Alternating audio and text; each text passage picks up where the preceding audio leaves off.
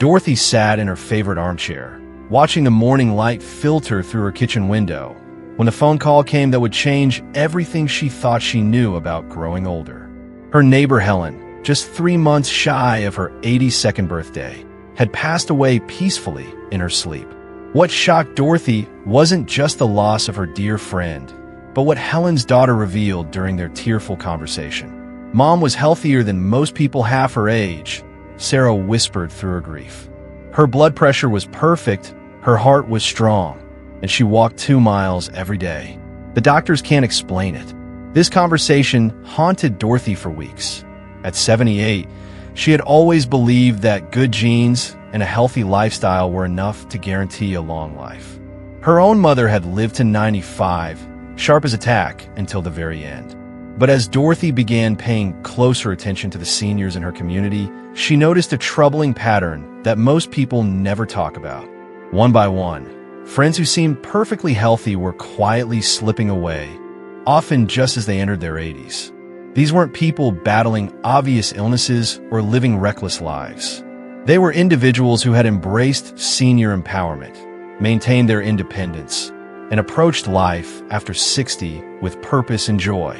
Yet something was cutting their journey short, and it wasn't what anyone expected.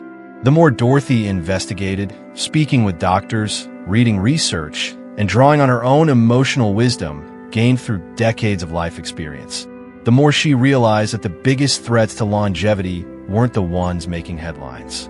They weren't dramatic or sudden. Instead, they were quiet, insidious factors that crept into people's lives so gradually that most never saw them coming. Dr. Richardson, Helen's longtime physician, eventually shared something with Dorothy that made everything click into place. "We focus so much on physical health," he said, adjusting his glasses as they sat in his office. "But there are 5 factors I see repeatedly in patients who don't make it past 80, and most families never recognize them until it's too late." These weren't medical conditions you could diagnose with a blood test or see on an X-ray. They were deeper issues that touched the very essence of what it means to age with dignity and maintain independent living.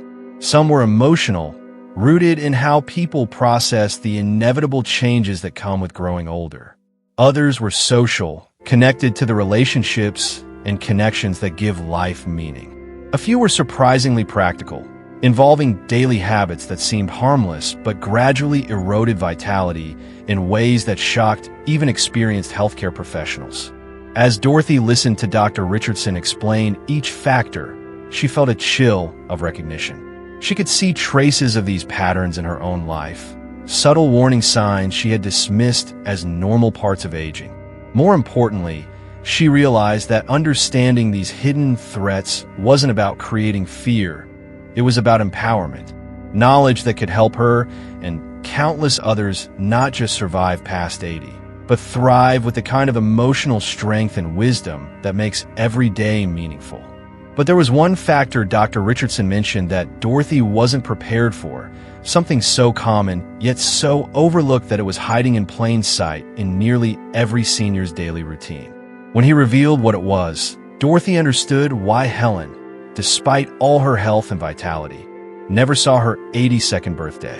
What was this silent threat that even the healthiest seniors never see coming? Hashtag Chapter 2, The Weight of Understanding. Dorothy's hands trembled slightly as she set down her teacup, Dr. Richardson's words echoing in her mind long after she'd left his office. The drive home felt different somehow, as if she were seeing her neighborhood through new eyes. The familiar streets where she'd lived for 37 years suddenly seemed filled with invisible stories of loss and resilience that she'd never fully grasped before. Life after retirement had been kinder to Dorothy than she'd expected. Unlike many of her peers who struggled with the transition from their working years, she had embraced the freedom with open arms. Her career as a high school librarian had ended gracefully at 65, and she'd spent the last 13 years cultivating a rich inner world filled with book clubs, volunteer work at the local food bank, and long conversations with neighbors over garden fences. But Helen's death had shattered something fundamental in Dorothy's sense of security.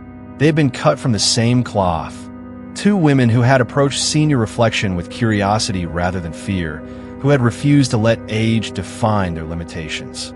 Helen had been the one person Dorothy could count on for honest conversations about the challenges of growing older, the small daily victories, and the quiet moments of doubt that came with watching their bodies and minds change in unexpected ways.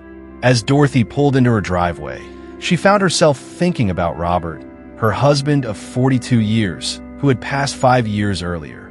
His death from a sudden heart attack at 73 had been devastating, but somehow easier to understand. There had been warning signs, the family history, the stress of his final years at the accounting firm, the way he'd ignored his doctor's advice about diet and exercise. Robert's passing, while heartbreaking, had made sense in a way that Helen's did not. The house felt unusually quiet as Dorothy moved through her evening routine. She had developed a profound emotional resilience over the years, learning to find comfort in solitude without letting it become loneliness. But tonight, the silence seemed to press against her, filled with questions she couldn't answer and fears she couldn't quite name. She found herself gravitating toward the photo albums she kept in the living room bookshelf, something she hadn't done in months. Page after page revealed the story of a life well lived. Family gatherings, retirement parties, travels with Robert to places they'd dreamed of visiting for decades.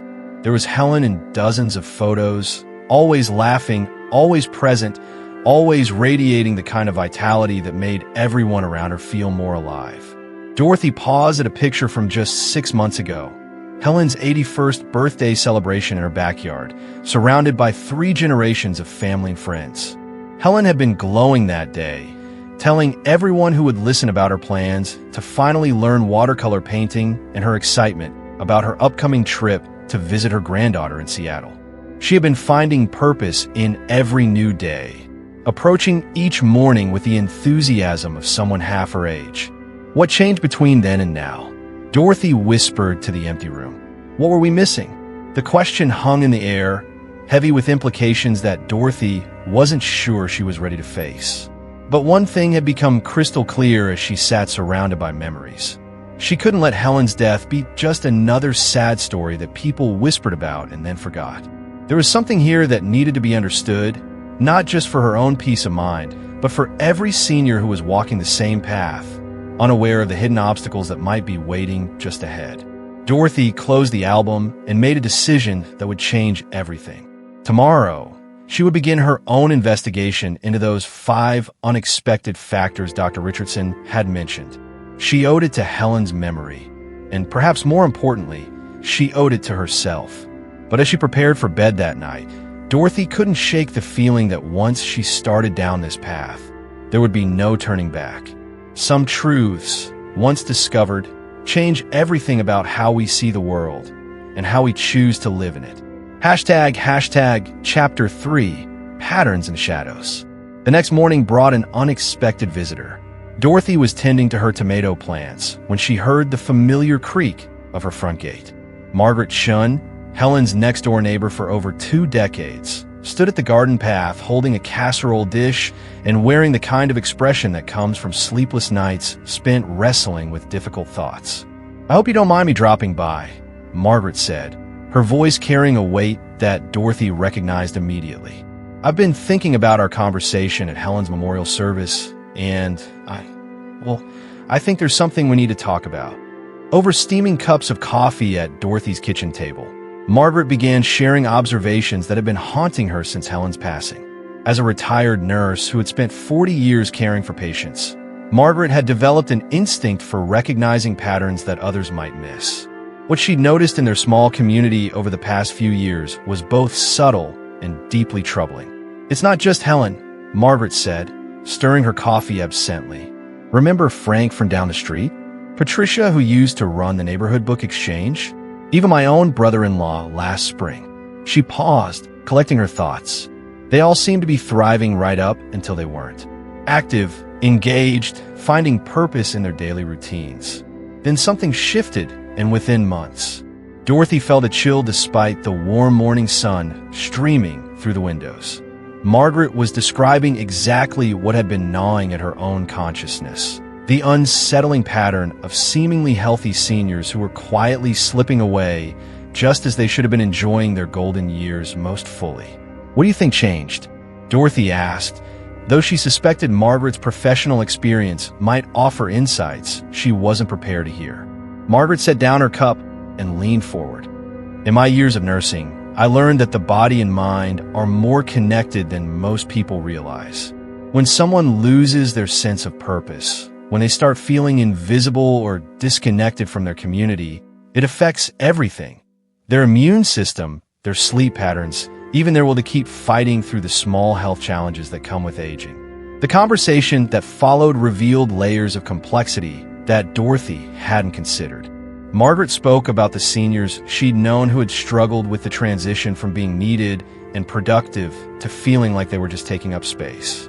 She described watching vibrant individuals gradually withdraw from social connections, not because they were antisocial, but because society had subtle ways of making them feel like their contributions no longer mattered. Helen was different, Margaret continued, her voice growing softer. She never lost that spark, never stopped believing she had something valuable to offer. That's what made her situation so confusing to me. She had everything going for her. Family who adored her, activities that energized her, a genuine enthusiasm for life after retirement. Dorothy found herself sharing memories she hadn't spoken aloud in years. The gradual changes she'd noticed in Robert during his final months. How he'd become increasingly focused on his physical ailments while losing interest in hobbies that had once brought him joy. The way some of their friends had slowly stopped reaching out, as if growing older had made them less worthy of connection and conversation. "I think," Dorothy said slowly, "we've been looking at aging all wrong. We focus so much on the physical aspects, the doctor visits, the medications, the exercise routines. But maybe the real threats are the ones we can't see, the ones that eat away at our sense of self and our place in the world." Margaret nodded, her eyes reflecting years of professional wisdom. The human spirit needs nourishment just like the body does. When that nourishment stops, everything else begins to break down, no matter how strong someone appears on the surface. As Margaret prepared to leave, she turned back with one final observation that would stay with Dorothy for days to come. "You know what's interesting? The people I've seen who thrive well into their 80s and beyond all have one thing in common. They never stopped growing. They kept learning, kept challenging themselves, kept believing they had something important to contribute to the world around them." That evening, Dorothy sat in her garden as the sun set, Margaret's words echoing in her mind. She thought about her own journey, the way she'd managed to maintain her sense of purpose and connection even after losing Robert. But she also recognized how easily it could all slip away, how the invisible factors Margaret had described could gradually erode even the strongest foundation. The investigation she'd committed to was becoming more personal with each passing hour. This wasn't just about understanding what had happened to Helen anymore. It was about understanding the hidden challenges that every senior faces, and perhaps more importantly, discovering how to navigate them with grace and strength. 3 days later, Dorothy's quiet investigation took an unexpected turn when she received a phone call that made her question everything she thought she knew about her own family's history. The voice on the other end belonged to someone she hadn't spoken to in over 15 years. Her younger sister Claire, calling from Portland with news that would reshape Dorothy's understanding of longevity, resilience, and the secrets families keep buried for decades. "Dorothy, I know this is out of the blue." Claire's voice trembled slightly through the phone. "But I've been doing some research into our family's medical history, and I found something that changes everything we believed about Mom and Dad." The sisters had maintained a polite but distant relationship since their mother's funeral, a casualness born more from geography and busy lives than any real conflict. Claire had moved to the West Coast after college and built a successful career in social work, while Dorothy had remained in their hometown, caring for their aging parents and maintaining the family traditions. It was a common enough story. Siblings who loved each other but had grown apart through the natural drift of separate lives. But what Claire revealed during their 2-hour conversation shattered Dorothy's assumptions about her own genetic inheritance and opened up possibilities for rediscovery after 60 that she had never imagined. Their mother, who had lived to 95 with apparent good health, had actually battled serious depression for most of her adult life, something she had hidden so skillfully that even her daughters never suspected. The family doctor, now retired but still living in Portland, had finally shared the truth with Claire during a chance encounter at the grocery store. Mom was taking medication for severe depression starting in her 40s, Claire explained, her voice growing stronger as she shared the burden she'd been carrying alone for weeks.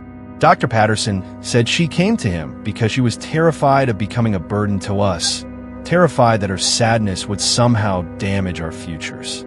She made him promise never to tell us unless it became medically necessary. The revelation hit Dorothy like a physical blow. She remembered her mother as the cornerstone of strength in their family, the woman who had seemed to navigate every challenge with grace and wisdom. To learn that she had been privately struggling with such profound darkness while maintaining the facade of perfect emotional health felt like discovering that gravity worked differently than she'd always believed. But Claire wasn't finished. She had spent the past month connecting with other family members, distant cousins and relatives they rarely spoke to, piecing together a pattern that had been invisible when viewed from within their immediate family circle. What she discovered was that their family line was filled with people who had lived exceptionally long lives, but almost all of them had faced significant emotional challenges that they'd learned to manage rather than simply endure. Dorothy, I think we've been approaching this whole thing backward, Claire said. We always assumed Mom lived so long because she was naturally happy and well-adjusted. But what if she lived so long because she learned how to survive her struggles? What if the real secret to longevity isn't avoiding life's difficulties, but developing the tools to work through them? This perspective shift felt revolutionary to Dorothy. She thought about Helen, about her own journey through widowhood, about all the seniors in her community who seemed to wither when life became challenging versus those who found new beginnings even in their darkest moments. Perhaps the 5 factors Dr. Richardson had mentioned weren't just obstacles to avoid, but challenges that could either destroy someone or, if properly understood and addressed, actually become sources of strength. Claire's final suggestion took Dorothy's breath away. I know this might sound crazy, but I've been thinking about moving back home. Not permanently, but maybe for a few months. I want to understand our family story better, and honestly, after working with seniors for 30 years in my practice, I think there's something important we could discover together about healing family bonds and supporting each other through these later years. The possibility of reconnecting with her sister, of having someone who truly understood their shared history to help navigate the questions that had been consuming her thoughts, felt like an unexpected gift, but also raised the stakes of her investigation considerably. This was no longer just about understanding what had happened to Helen or protecting herself from hidden dangers. It was about uncovering family truths that had been buried for decades and potentially healing relationships that had been dormant for far too long. As Dorothy hung up the phone, she realized that her quiet retirement had just become the most important chapter of her entire life. 2 weeks later, Claire arrived with 3 suitcases and a manila folder thick with family documents that would change everything. Dorothy watched from her front window as her sister stepped out of the rental car, and for a moment, it was like seeing a ghost of their shared past. Claire had their mother's determined posture and their father's gentle eyes, but there was something new in her expression, a vulnerability that hadn't been there during their younger years when life had seemed more certain and paths more clearly defined. Their first evening together was awkward, filled with the careful politeness of 2 people who had once shared everything but now needed to relearn each other's rhythms. But as Claire spread the family documents across Dorothy's dining room table, the years of distance began to dissolve. Birth certificates, medical records, letters their parents had written to each other during their early marriage. Pieces of a puzzle that painted a picture of resilience Dorothy had never fully understood. The breakthrough came when Claire pulled out a letter their mother had written to their father during a particularly difficult period in the 1970s. Dorothy's hands shook as she read her mother's words, describing her daily battle with what she called the gray fog, and her determination to find meaning and purpose despite the overwhelming sadness that threatened to consume her. The letter revealed that their mother's volunteer work at the hospital, her meticulous attention to family traditions, and her seemingly endless capacity for caring for others hadn't been natural gifts. They had been conscious choices, daily acts of courage that had literally kept her alive.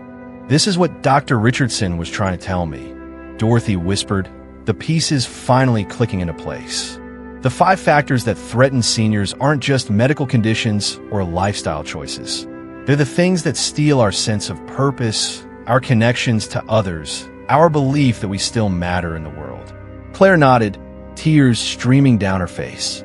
"I've seen it in my practice for years, but never understood it in personal terms. When people stop feeling needed, when they lose their sense of identity beyond their age, when they become isolated or give up on growth and learning, that's when the body starts to shut down, regardless of how healthy they appear on the surface." The moment of profound clarity came when Dorothy realized that Helen's death wasn't a mystery to be solved. It was a warning to be heeded. Helen had been thriving because she had maintained all the elements that keep the human spirit alive: purpose, connection, growth, contribution, and hope. But somewhere in her final months, one or more of these vital elements had been compromised in ways that even her closest friends hadn't recognized. "We've been asking the wrong question," Dorothy said, her voice growing stronger with each word. "Instead of wondering why Helen died, we should be asking how we can help other people live.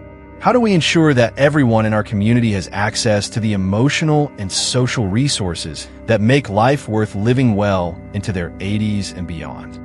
This realization marked a profound life's turning point after 60 for Dorothy. She understood now that her investigation had never really been about Helen's death.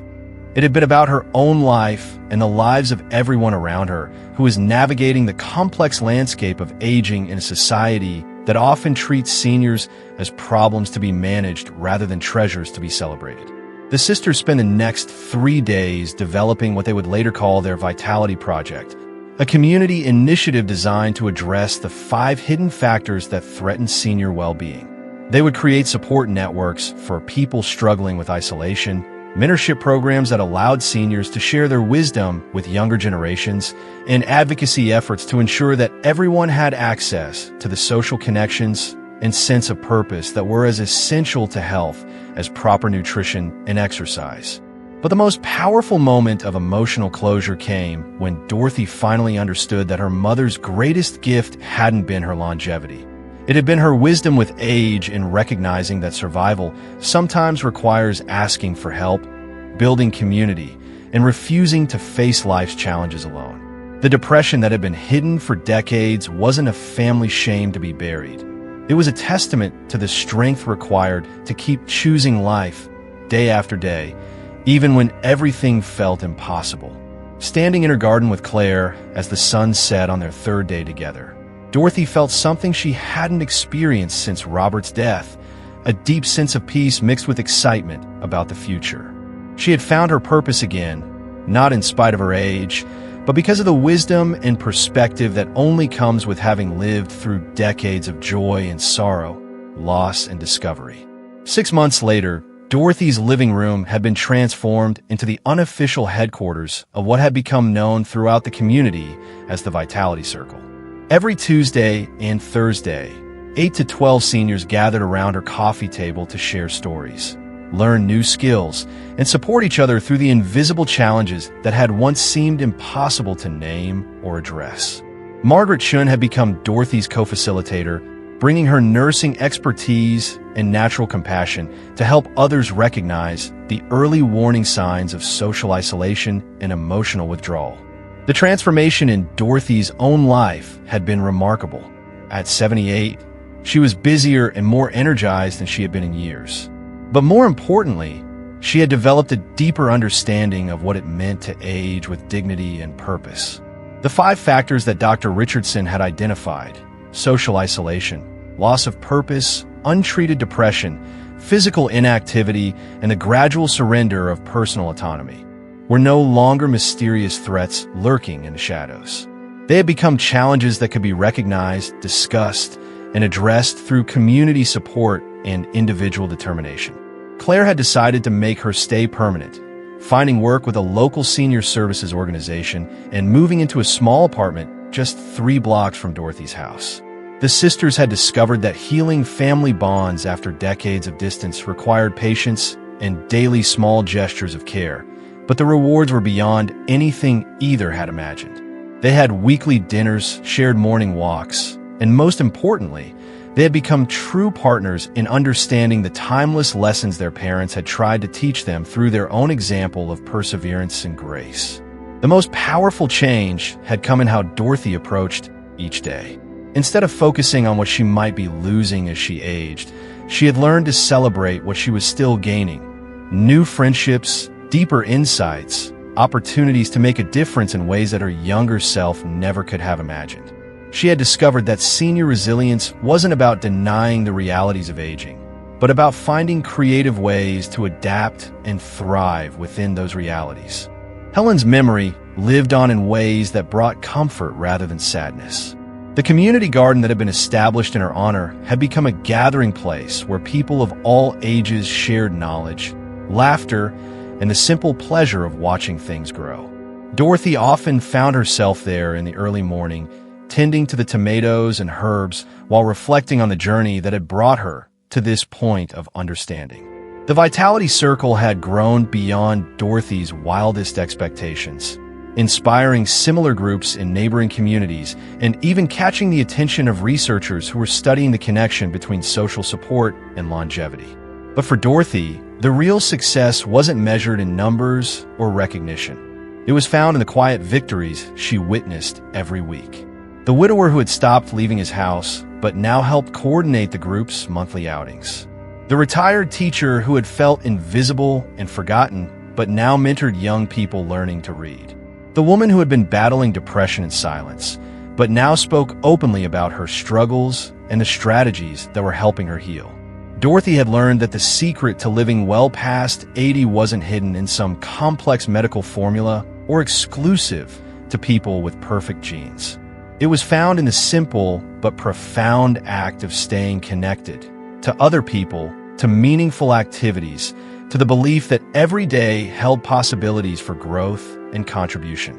She had discovered that building a new life chapter after 60 wasn't about starting over completely, but about using the wisdom and experience she had accumulated to create something even more meaningful than what had come before. As she sat in her favorite chair on a peaceful Sunday evening, Dorothy smiled at the thought that Helen would have loved seeing how her death had sparked not just questions, but answers that were helping dozens of people live more fully. Sometimes the greatest gift we can give is not in how we live, but in how our story continues to unfold through the lives we touch, the conversations we inspire, and the love we leave behind for others to discover and share.